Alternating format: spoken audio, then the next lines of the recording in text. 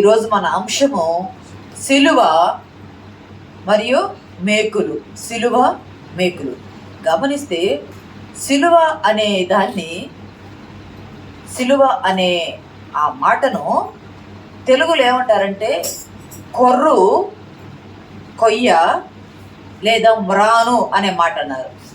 కొర్రు, కొయ్య, మ్రాను అనే మాట అన్నారు. అది నిలువు కొయ్య, అడ్డు కొయ్య రెండు కలిసి బిగిస్తే వచ్చేటువంటి రూపమే సిలువ రూపము. నిలువు కొయ్య, అడ్డు కొయ్య రెండు కలిసి వస్తే బిగించేటువంటి రూపమే సిలువ రూపము. ఈ సిలువ అనే మాటని ఇంగ్లీష్లో ఏమంటారు అంటే క్రాస్ అంటారు.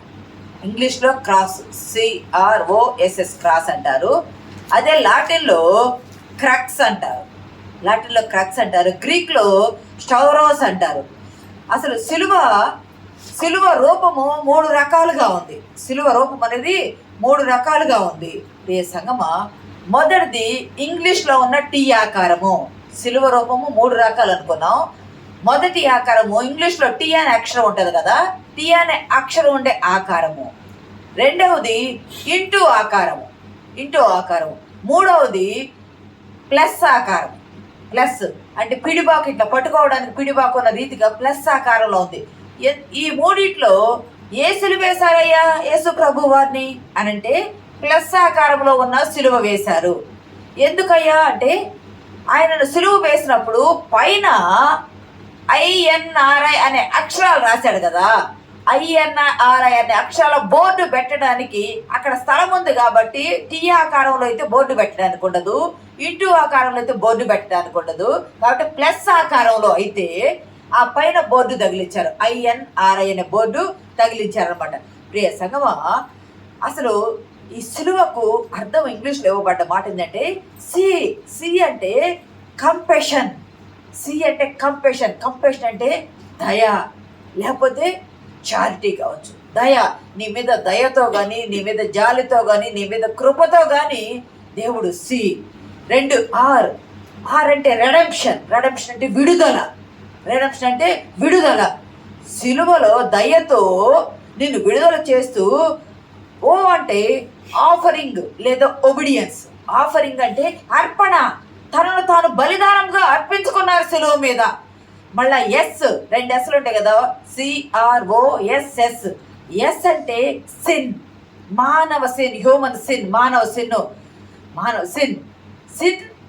R ఇంకొక S అంటే సాల్వేషన్ అంటే రక్షణ లేదా శాంక్టిఫికేషన్ అంటే పరిశుద్ధత. శుద్ధత అంటే క్రాస్ అనే మాటకు నీ మీద దయతో నిన్ను విడుదల కలిగజేసి నీ పాపాల కొరకు తాను సిలువలో బలి అయ్యి నీకు రక్షణ ఇచ్చాడు, లేదా నిన్ను శుద్ధి చేశాడు. ఎంత అర్థం ఉంది క్రాస్ అంటే. నీకు రక్షణ ఇచ్చాడు, నీకు శుద్ధి చేశాడు. అసలు ఈ సిలువ శిక్ష అనేది యూదులది కాదు. యూదులు కదా సిలువ ఏమంది, యూదులది కాదు. మరి ఎవరిదయ్యా ఇది అంటే ఇది పొయినీషియన్స్ అనేవారిని. ఇది ఫినేకీలు అంటారు, లేదా పొయినీషియన్స్ అంటారు, కార్తేజియన్లు అంటారు.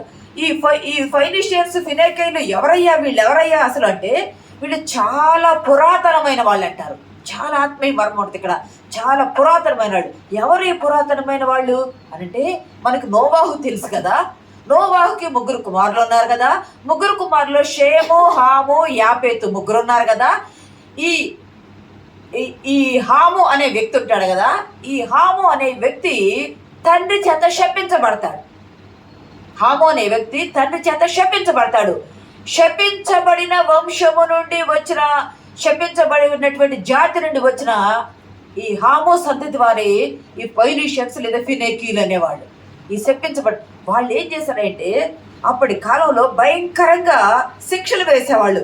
ఎట్లా శిక్షలు వేసేవాళ్ళయ్యా అంటే నేరస్తులను ఏదన్నా తప్పు చేయకుండా ఉండటానికి బళ్ళాలతో పొడిచి చంపేవాళ్ళు. నూనెలో ఉడికించేవాళ్ళంట. నూనెలో పెట్టి పెద్ద బాండీలు లాంటివి పెట్టి నూనెలో ఉడికించేవాళ్ళంట. రాళ్ళు విసిరి చంపేవాళ్ళంట. బ్రతికి ఉన్న మనిషిని పొయ్యి పెట్టి నూనె పెట్టి బాగా మరిగే నూనెలో మనిషిని వేసేసి ఎట్లా అంటే కావడి కట్టినట్టు ఆ కాళ్ళు చేతులు కట్టేసి అట్లా నూనెలో ముంచి చంపే, అంటే భయంకరమైన శిక్షలుగా వేసేవాళ్ళంట. రాళ్ళు విసిరేవాళ్ళు, గొంతు నొలిమి చంపేవాళ్ళంట, గొంతు నొలిమి చంపేవాళ్ళు. అంతేకాదు నీళ్లల్లో ముంచేవాళ్ళంట, వాళ్ళని నీళ్లలో ముంచి ఊపిరి ఆడకుండా చేసి చంపేవాళ్ళు, వాతలు వేసేవాళ్ళంట. ఇవన్నీ కిరాతకమైన హింసలు పెట్టి త్వరగా చనిపోయేవాళ్ళు. ఈ కిరాతకమైన హింసలన్నీ పెట్టి వాళ్ళు ఇంక ఏ తప్పు చేయకుండా ఉండాలి అని వాళ్ళకి రాజు కూడా ఉన్నాడంట. హీరాము అనే అతను వారికి రాజుగా ఉన్నాడంట. అంటే ఇంత కిరాతకమైన హింసలు పెట్టి తిరుగుబాటు చేయకుండా ఉంటారు అని ఇతర ప్రజలను భయపెట్టడానికి అంత భయంకరమైన శిక్షలు, ఘోరమైన శిక్షలు వేసేవాళ్ళు. అయితే వీళ్ళు ఈ శిక్షలు వేస్తూ ఉంటే ఇవైతే బాగలా తొందరగా చచ్చిపోతున్నారు. ఈ హింసలు పడేవాళ్ళు, దేశద్రోహాలు నేరం చేసేవాళ్ళు, ఈ బానిసలు ఇంత తొందరగా చనిపోకూడదు. వీళ్ళని ఏమి చేయాలి అంటే బాధపడుచు ఒక 6 రోజులు 7 రోజులు శిలువ మీద 12 రోజులు ఉండి బాధపడుతూ చనిపోయే శిక్ష ఏమిటయ్యా అంటే ఆ శిక్ష సిలువ రూపాన్ని కనిపెట్టిందే ఈ పైనిషియస్. ఈ ఫినేకిలను సిలువ రూపాన్ని కనిపెట్టారంట. ఇలా ఉంటుంది సిలువ అని. అసలు వాళ్ళు గమనించండి, వాళ్ళు తెలిసి కనిపెట్టారో తెలియక కనిపెట్టారో తెలియదు, కానీ వారు కనిపెట్టడంలో దేవుని చిత్తం ఉన్నది. శపించబడినటువంటి భూమి శపించబడింది. ఆదాము అవ్వలు శపించబడలా, వాడు శిక్ష కోతులు అయ్యారు, కానీ భూమి శపించబడింది, సర్పం శపించబడింది. వాడు శపించబడిన సంతానం నుండి మానవ జాతి రాలా, వాడు శపించబడాల. కానీ కయ్యూను శపించబడ్డాడు. కయ్యూను దేశ దిమ్మరయ్యి శపించబడ్డవాడయ్యాడు. కానీ తర్వాత ఈ హాము శపించబడ్డాడు. కయ్యూను లెక్కలోకి రాలా. హాము సంతతి నుండి ఎరుగక వాళ్ళు సిలువను చేశారు. అయ్యా మేము నీతిమంతుని బిడ్డలమయ్యా, నీతిమంతుడు నిందారహితుడు కదా, నీతిమంతుని బిడ్డలమయ్యా, మేము శాపము నుండి తొలగించబడాలి అని ఆత్మీయ మర్మం ఉందేమో తెలియదు, కానీ వాళ్ళు సిలువను కనిపెట్టారు. ఆ సిలువ మీద వాళ్ళ పాపాలు గడగటానికి, నా పాపాలు గడగటానికి రక్షకుడు సిలువ వేయబోతాడు. ముందుగా వారు కనిపెట్టారు. ఈ సిలువ శిక్షలో గమనించినట్టు ప్రియ సంగమా దేవుని బిడ్డలారా, వీళ్ళు కనిపెడుతూ వచ్చారు. కానీ రోమా ప్రభుత్వం వచ్చింది కదా, క్రీస్తు పూర్వం 68లో గ్రీకు పాలన అంతమైపోయింది. అలెగ్జాండర్ వాళ్ళ పాలన అంతమైపోయింది.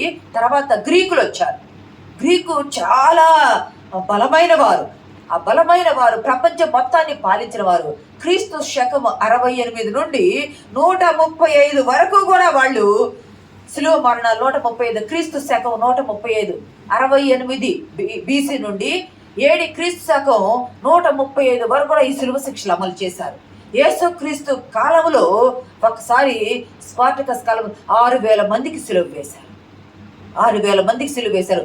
యేసుక్రీస్తు జీవించి ఉన్న కాలంలో 30,000 మందికి సిలువ మరణం ఇచ్చారంట. 30,000 మందికి సిలువ మరణం వేశారు. ప్రియ సంగమా దేవుని బిడ్డలారా, సిలువ మరణం అంటే రోమన్లు కూడా భయపడతారు. అంత భయపడి ఎందుకంటే ఆ సిలువ మీద ఎలాగేస్తారయ్యా మనుషుల్ని అంటే బహిరంగంగా ప్రజలందరూ చూస్తూ ఉండగా ఒక కొండ మీదకి తీసుకుని వెళ్ళి ప్రజలందరూ కనిపించేటట్టు వీధి మార్గం ఉండే రీతిగా అక్కడ బహిరంగంగా సిలువ వేస్తారు. వారిని నగ్నంగా సిలువ వేస్తారు. ఒక పక్క సిలువ వేశారనేది అవమానము, హేళన, జుగుప్సాకరము. అది ఏంటంటే నీచమైన దానిగా భావించేవాళ్ళు సిలువను. అటువంటిది మళ్ళా నగ్నంగా దిగంబరత్వంతో సిలువ వేస్తున్నారంటే వాళ్ళు మానసికంగా కృంగి సిలువ అక్కడే మానసికంగా కృంగి నశించిపోవాలని అవమానపరచడానికి అలాగ సిలువను వేసేవాళ్ళు. ఈ రోమన్లు ఏం చేసేవాళ్ళు అంటే, రోమీయులు కాని వాళ్ళు ఉంటారు కదా, రోమీయులు కాని వాళ్ళు దేశద్రోహం, రాజద్రోహం, బానిసత్వం చేసిన వాళ్ళని యేసుక్రీస్తు ప్రభు వారిని కూడా తిరుగుబాటు దేశద్రోహాల కింద వేశారు కదా. యేసు ప్రభుని కూడా బానిస కింద లెక్క కట్టి వేశారు కదా. అంటే వీళ్ళు ఏం చేస్తున్నారయ్యా అంటే రోమీయులు అని రోమా ప్రభుత్వం అధికారం యొక్క రోమీయులుగా ఉన్నటువంటి సిటిజన్స్కి సిలువ మరణం వేయి. యేసుక్రీస్తు ప్రభు వారు యూదుడు. పౌలు గమనించండి, అపోస్తుడైన పౌలు నేను రోమా పౌరసత్వం గలవాడిని అంటారు. రోమా పౌరసత్వం గలవాడు కాబట్టి అతన్ని కట్టు చిరచ్ఛేదం చేసి చంపేశారు పౌల్ని. ఒక్కసారి అంటే వాళ్ళు ఎక్కువసేపు శిక్ష అనుభవించవద్దు రోమీలు. అది వారసత్వ హక్కుగా అనుకుంటారు. కానీ యేసుక్రీస్తు ప్రభు వారు యోధుడు కదా, అందుకని ఆయన్ని ఎంతగా హింసించాలంటే సహజంగా సిలువ మీద ఏం చేస్తారంటే సిలువ వేసి తాళ్లతో కడతారు. కాళ్ళు చేతులను తాళ్లతో కట్టి ఒక 6 రోజులు 7 రోజులు సిలువ మీద ఉండి చనిపోవాలి. అలా కట్టినప్పుడు గమనించండి, దోమలు వస్తాయి, కీటకాలు వస్తాయి, పురుగులు వస్తాయి, ఏది వచ్చినా తోలుకోవటానికి ఉండదు. యాతన అనుభవిస్తూ ఉండాల. ఆ సిలువ మీద ఉన్నవాళ్ళు నాలుక దప్పిక అవుతూ ఉంటుంది, నాలుక ఎండిపోతూ ఉంటుంది, చేతులు కట్టేస్తే రక్త ప్రసరణ లేక చేతికి గుండెకు ఊపిరి ఆడక యాతన పడుతూ చనిపోతా ఉంటే వాళ్ళు ఆనందించేవాళ్ళంట. ఆ సిలువ మరణం చూసి ఎవరైనా తిరుగుబాటు చేయాలనుకునే వాళ్ళకి భయపడతా ఉండేవాళ్ళంట. ప్రియ సంగమా, చనిపోతే ఆ శవాన్ని కూడా అలాగే వదిలేస్తారా? భూమి మీద పడకూడదు, ఎందుకంటే భూమి పవిత్రమైంది. వీళ్ళు శాపగ్రస్తులు కదా, వీళ్ళు సిలువ మీద వేలాడబడిన వాడి దాకా మనం చదువున లేఖన భాగంలో శాపగ్రస్తుడు అని ధర్మశాస్త్రంలో ఉంది కదా. అటువంటి భూమి మీద పడకూడదు, భూమి పవిత్రమైంది. ఇక్కడే భూమికి ఆకాశానికి మధ్య సిలువలో వేలాడే చనిపోవాలి. పగలపూట పురుగులు వచ్చినా ఏమొచ్చినా, రాత్రిపూట దోమలు వచ్చినా ఏమొచ్చినా తోలుకోవడానికి లేదు. సిలువ మీద చనిపోయిన వాళ్ళకి రాబందులు, గ్రద్దలు, నక్కలు, తోడేళ్ళు వచ్చి వాటిని అక్కడ పడేస్తే పీక్కొని తినేస్తాయి. ఎంత ఘోరమైన హింస పడేవాళ్ళు, ఎంత ఘోరమైన చిత్రహింసలు పెట్టేవాళ్ళు. ఇటువంటి స్థితిలో యూదులు ఈ సిలువ మరణాన్ని అంగీకరించారు. ఎందుకయ్యా? సిలువ మరణం వాళ్ళకి లేదు కదా. వాళ్ళకి ఏమున్నదయ్యా అంటే, యూదులకు ఇది రోమన్లు వేసింది. రోమా ప్రభుత్వం ఉన్న కాలంలోనే యేసుక్రీస్తు ప్రభు వారు ఉన్నారు.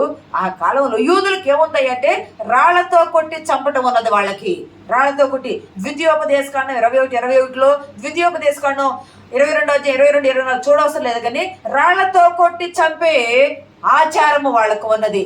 తర్వాత ఇంకా ఏం చేసేవారంటే, యెహోషువ కాలంలో 10వ అధ్యాయం 26వ వచనంలో కానీ, ద్వితీయోపదేశకాండం 21:22లో కానీ, యెహోషువ కాలంలో 5 రాజులు యుద్ధం చేసి వారిని చంపి వేసిన తర్వాత వారిని ఏం చేస్తారు? వాళ్ళ మెడల మీద పాదాలు పెట్టించి, సైనికుల పాదాలు పెట్టిస్తారు. అంటే సాతాను మీ శిరస్సు మీద దేవుని బిడ్డల అపొస్తలుడైన పౌలు అంటాడు కదా, సాతాను శీఘ్రముగా చితక దొక్కిస్తాడు అని అంటారు కదా. అంటే సాతాను మీద పాదములు పెట్టించే దాని వాక్యానికి సాదృశ్యంగా 5 రాజులు చనిపోతే సైనికుల పాదాలు వారి మెడల మీద లేదా వారి శిరస్సుల మీద పెట్టించేసి వారిని చంపిన తర్వాత చెట్టుకు వేలాడి తీసేవారు. చంపిన తర్వాత ఒకసారి చూస్తారా? యెహోషువ చదవండి ముందు. యెహోషువ 10వ అధ్యాయము, యెహోషువ గ్రంథము 10వ అధ్యాయము 26వ వచనం చదవండి. తరువాత యెహోషువ వారిని కొట్టి చంపి 5 చెట్ల మీద వారిని ఉరిదీశారు. ఆ శవములను పడవేసి. చాలండి, ఇక్కడ గమనిస్తే పొయినీషియన్స్ చేశారు ఈ శిక్ష రూపకల్పన చేశారు సిలువను అనుకున్నాము. రోమన్లు అమలు చేశారు, వాళ్ళ దగ్గర నుండి వీళ్ళు లాక్కున్నారు ఆ సిలువ శిక్షను. అంటే సొంతం చేసుకున్నారు. వీళ్ళు ఎక్కువగా చేసేసారు. అయితే యూదులు రాళ్లతో కొట్టి చంపడం కానీ, లేకపోతే ఆ మనుషులను పట్టుకొని కొట్టి యెహోషువ అదే ఉంది కదా, కొట్టి 10:26లో కొట్టి చంపిన తరువాత వాళ్ళని ఏం చేశారు? చెట్లకు వేలాడదీసేవాళ్ళు. కొట్టేవాళ్ళు, కొట్టిన తర్వాత చంపేవాళ్ళు, చంపిన తరువాత మాత్రమే చెట్లకు వేలాడదీసేవాళ్ళు. చెట్లకు వేలాడదీసిన తర్వాత సాయంకాలం వచ్చేటప్పటికి ఏం చేసేవాళ్ళు అంటే, సాయంకాలం ఆ రాత్రికాల సమయంలో చెట్ల మీద ఆ శవాలు ఉండకూడదు, శవాలను దింపించేసేవాళ్ళు.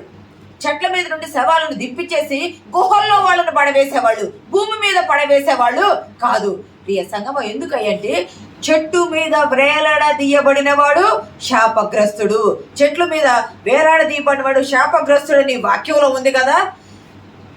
మొదటేమో రాళ్ళతో కొట్టేవాళ్ళు, తర్వాత కొట్టి చంపి వేలాడదీసేవాళ్ళు. యేస్తోరు గ్రంథం వచ్చేటప్పటికి ఉరి శిక్ష అమల్లో ఉంది. గమనించారా? హామాను ఉరివేయాలనుకున్నాడు మొర్దెకాయి యోధా జాతిని, కానీ తర్వాత దేవుడు వాళ్ళనే, హామాను సంతతి వాళ్ళనే ఉరి తీశారు. అంటే డైరెక్ట్గా ఉరి తీసేయటం. ఉరి వేయటం అంటే మెడకి వేసి చంపేవాళ్ళు. యెహోషువ కాలంలో చంపి వేలాడి తీసేవాళ్ళు. ఇక్కడేమో డైరెక్ట్గా ఉరే వేసేవాళ్ళు. అయితే ఎందుకయ్యా రాత్రి వేళ చెట్ల మీద ఉంచకూడదంటే ద్వితీయోపదేశ కాండం 21 చదవండి. ద్వితీయోపదేశ కాండము 21 అతని శవము రాత్రి వేళ ఆ మ్రాను మీద నిలవకూడదు. వేలాడదీయబడిన వాడు దేవునికి శాపగ్రస్తుడు గనుక నీ దేవుడైన యెహోవా స్వాస్థ్యముగా నీకిచ్చుచున్న దేశమున వేలాడదీయబడిన వాడు దేవునికి శాపగ్రస్తుడు గనుక నీ దేవుడైన యెహోవా స్వాస్థ్యముగా నీకిచ్చుచున్న దేశమును నీవు అపవిత్రపరచకుండానట్లు అగత్యముగా ఆ దినమున వారిని పాతిపెట్టాలి. ఎవరైనా మానున వేలాడదీయబడితే మానున వేలాడదీయబడిన వాడు ఎవరికి? దేవునికి శాపగ్రస్తుడు. దేవునికి శాపగ్రస్తుడైన వాడు వారిని భూమి మీదకి దించకూడదు. ఈ భూమి దేవుడు నీకు ఇచ్చింది, ఇది పరిశుద్ధమైంది.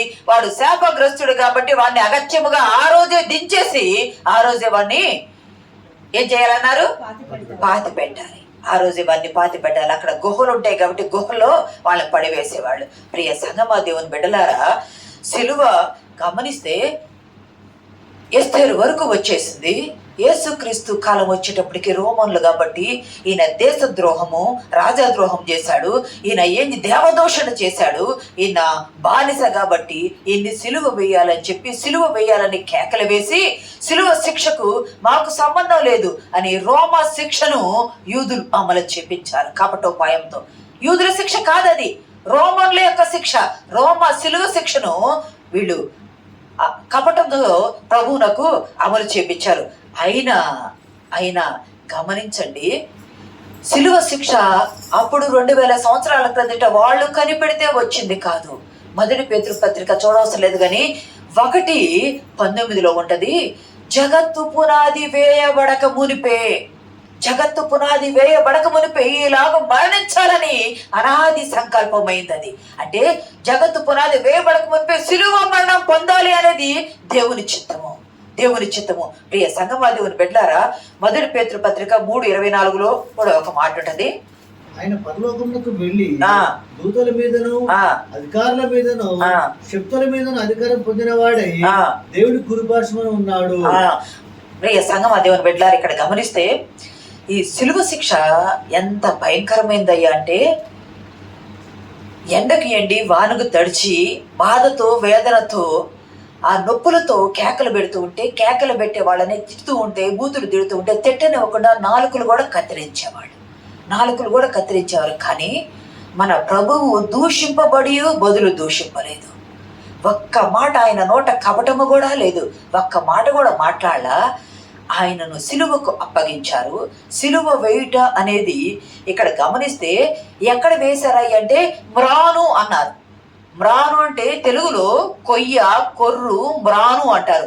మ్రాను అనే మాటను ఇంగ్లీష్లో ఏమిచ్చారంటే అపోస్తల కార్యాలు 10:39 ఏమిచ్చారంటే they killed him by hanging him on a tree అని ఇచ్చారు. They killed him by hanging him on a tree అంటే చెట్టు. మ్రాను అనే మాట యేసు ప్రభువుని ఎక్కడేశారు? సిలువ మీదే కదా. సిలువను ఇంగ్లీష్లో ఇవ్వబడ్డ మాట తెలుగులో మ్రాను అన్నారు. ఇంగ్లీష్లో ఏమిచ్చారు అంటే ట్రీ ఇచ్చారు. ట్రీ అంటే చెట్టుకు వేలాడదీయబడ్డాడు. అంటే చెట్టు మీద, మ్రాను మీద. మారెక్కడి నుండి వచ్చింది? చెట్టును నరికి దానితో తయారు చేయబడింది. గమనించండి, యేసు ప్రభు వారికి వేయబడిన ఆ మ్రాను 9 అడుగుల పొడవు నిలువు కర్ర. 9 అడుగుల పొడవు నిలువు కర్ర ఉంది. 6 అడుగుల పొడవు వెడల్పు అడ్డుకర్ర ఉంది. 9 అడుగులేమో నిలువు కర్ర, 6 అడుగులేమో అడ్డుకర్ర. రెండింటిని బిగించి దానిని సిలువ వేస్తారు. మధ్యలో మేకుతో కొడతారు. ఇంకా ఇప్పుడు ఒక చిన్న మాట జ్ఞాపకం పెట్టుకుని ఈసారి మెసేజ్ చెప్తా. ఆ రెండింటికి మధ్య ఒక దేవదారు కర్ర ముక్క పెడతారు. సిలువ ఉంది, ఇలా సిలువ వేస్తారు, నిలువు కర్ర, అడ్డు కర్ర. ఈ రెండింటికి మధ్య దేవదారు కర్ర మొక్క పెడతారు. ఇంకోసారి వచ్చినప్పుడు ఆ సందర్భం వివరిస్తాను. గమనించినట్లయితే ప్రియ సంగమా దేవుని బిడ్డలారా, ఆ సిలువ మీద ప్రభువుకు వేయబడిన సిలువ బలమైన మనిషి, బరువైన మనిషి, 120 నుండి 150 కిలోల బరువుండే ఆ సిలువ కొయ్యను ప్రభు వారి చేత మోపించారు. చాలా మంది అంటారు నిలువు కొయ్య అక్కడే పాతిపెట్టి అడ్డు కొయ్యనే మోపిస్తారు అని అంటారు కొంతమంది పండితులు. కానీ ప్రభు వారి మీద కోపము, ఈయన దేవుని కుమారుడు అంటున్నాడు. యూదులు పక్షులు అస్సలు తట్టుకోలేరు దేవుని కుమారుడు అంటే, దేవదూషణని 2 కర్రలు కలిపిన సిలువను ఆ ప్రభు వారి చేత మోపించారు, భారమైన సిలువను మోపించారు. ఆయనకు వేయబడిన ఆ సిలువ నిలువు 9 అడుగులు, అడ్డము 6 అడుగులు. ఆయనకు కొట్టిన మేకులు, చేతులకు కొట్టిన 6 అంగుళాల మేకులు, పాదముల్లో కొట్టింది 9 అంగుళాల మేకులు. ప్రియ సంగమా, ఏ పాపం ఉందని ఆయన? ఏ పాపము లేదు. మ్రానున వ్రేలాడిన వాడు శాపగ్రస్తుడు, నలగొట్టబడ్డాడు, మ్రానున వేలాడదీయబడ్డాడు. అందుకే ఒక పండితుడు అంటాడు, సెట్ యువర్ వర్టికల్ రిలేషన్ అంటారు. అంటే నిన్ను నీవు సరి చేసుకోవాలా. ఎందుకు నిలువు కొయ్య సిలువ ఎలాగుంటుందంటే, ఇలాగున్నప్పుడు అది 4 దిక్కులో చూపిస్తుంది. మీకు గుర్తుందా, ఇశ్రాయేలు 12 గోత్రాలను ప్రత్యక్ష గుడారము చుట్టూ 4 దిక్కుల 3 గోత్రాల చొప్పున దిగుతూ ఉండేవాళ్ళు. ఇటు మూడు, తూర్పు, పడమర, ఉత్తర, దక్షిణ 4 పక్కల 4 ముళ్ళ 12 గోత్రాలు, 12 గోత్రాలు చుట్టూ తిరుగుతూ ఉండేవాళ్ళు. అంటే 4 దిక్కుల వాళ్ళు, భూదిగంత నివాసులు ఆయన వైపు చూసి రక్షణ పొందాలి. 1. 2, పరలోకపు దేవుడు భూమి మీదకి దిగి వచ్చాడు. పరలోకపు దేవునికి భూమి మీద ఉన్న మానవునికి సమాధానం ఇవ్వటానికి. 2. 3, పడిపోయిన మానవుణ్ణి సాతాను చేతుల్లోని విడిపించి ఒక పక్క మానవుని పట్టుకొని రెండో పక్క దేవుని చేయబట్టుకోవడానికి. ఒక పక్క మానవుని పట్టుకొని రెండో పక్క దేవుని చేయబట్టుకోవడానికి. ఎందుకయ్యా అంటే, నీ కొరకు క్రాస్ అంటే, నీ కొరకు క్రూసిఫికేషన్ అంటే సిలువ వేయబడ్డాడు ప్రభువు నీ కొరకు. సిలువలో చెప్పారు కదా ఇందాక, క్రాస్ అంటే కంపెషన్, దయ, క్రూసిఫికేషన్, సిలువ, దయతో నీ కొరకు సిలువ వేయబడ్డాడు. నీ కొరకు రెడెంప్షన్, విడుదలనిచ్చాడు. నీ కొరకు బలి అయిపోయాడు, ఆఫరింగ్ అయిపోయాడు. లేదా నీ కొరకు ఒబడియన్స్ తో విధేయత చూపించాడు. నీ పాపాలను కడిగాడు. నీ కొరకు సాల్వేషన్, రక్షణ ఇచ్చాడు. సన్, కుమారుడిగా వచ్చాడు. సన్ ఇంకా శాంక్టిఫికేషన్, పరిశుద్ధతను ఇచ్చాడు. ఎంత మర్మము దాచిపెట్టాడు దేవుడు క్రాస్ లో. 9 అంగుళాల మేకు, 6 అంగుళాల మేకులతో ఆయన కొట్టబడి ప్రియ సంగమా, దేవుని బిడ్డలారా, ఏ ఉద్దేశము లేకుండా ఆయన సిలువ. 1 కొరింథీ పత్రిక 1:18 ఒక మాట ఉంటుంది చూడండి.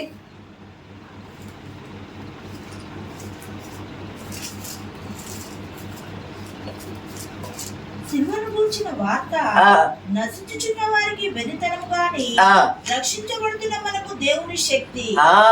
నశించుచున్న వారికి వెరితనము గాని రక్షించబడుచున్న మనకు అది దేవుని శక్తి. సిలువ అనేది చాలా ప్రాముఖ్యమైంది.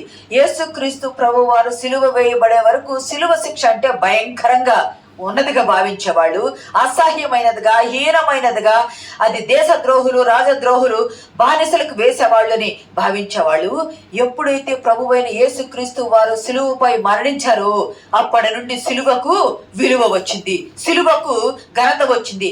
కానీ ఇప్పుడు ప్రజలు ఏం చేస్తున్నారంటే, సిలువను మెడల్లో ధరిస్తున్నారు, చేతులకు ధరిస్తున్నారు, సిలువను ధరిస్తున్నారు కానీ సిలువను భరించట్లేదు. సిలువ ధరించడం తేలిక, సిలువ భరించటం, మోయటము చాలా కష్టము, భారము. మనము సిలువ ధరించేవారిగా ఉండకూడదు కానీ సిలువను భరించేవారుగా, సిలువను మోసేవారుగా మనం ఉండాలి. అంటే మనల్ని మనం రిక్తులుగా చేసుకుని ఉపేక్షించుకొని ప్రభు వైపు చూడాల. ప్రియ సంగమా, ఎందుకయ్యా యేసుక్రీస్తు ప్రభు వారు సిలువ వేయబడ్డారు? ఎందుకయ్యా మ్రాను మీద వేలాడదీయబడ్డారు అనంటే, నీ కొరకు నా కొరకే. ప్రియ సంగమా, దేవుని బిడ్డలారా, సిలువపై వేలాడదీయబడిన వాడు శాపగ్రస్తుడు. మ్రానున వేలాడదీయబడిన వాడు శాపగ్రస్తుడు. ఆ శాపగ్రస్తము దేని కొరకు పొందారయ్యా అనేది రేపటి దిన వాక్యంలో ధ్యానం చేసుకుందాం. అలా ఉండుటకు పరిశుద్ధాత్మ దేవుడు మనకు సహాయం దయచేయను గాక. ఆమేన్.